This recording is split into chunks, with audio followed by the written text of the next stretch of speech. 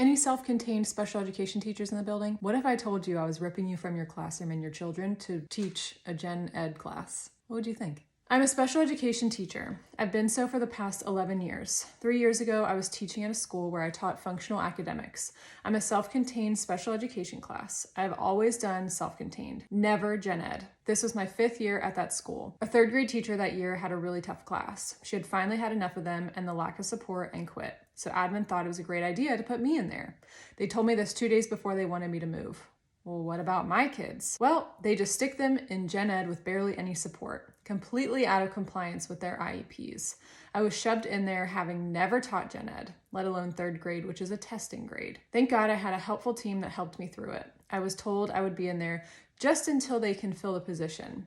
I had only been in there for a month when they came to do my yearly evaluation. I wasn't given any grace. And oh, it gets better.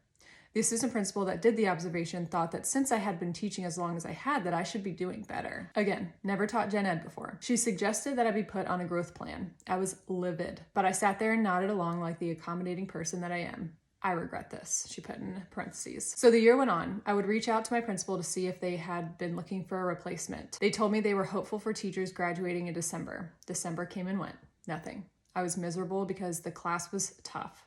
I spent the first month just trying to get behaviors under control. I also cried more than ever. Meanwhile, the assistant principal never checked back in about the growth plan, so I let it go.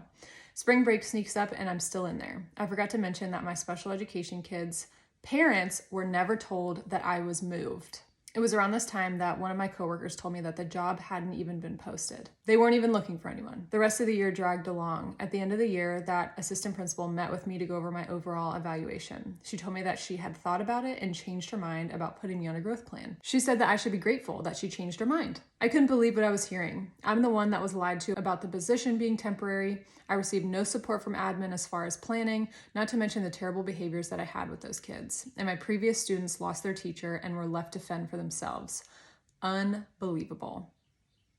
Needless to say, that was my last year at that school. Now I'm at a school where I feel truly appreciated. It all worked out in the end. That is so great to hear. So this school had no plan, it sounded like, of getting this teacher, this temporary fill, out of the classroom where that's not where she was supposed to be. And her children that she was caring for were left stranded.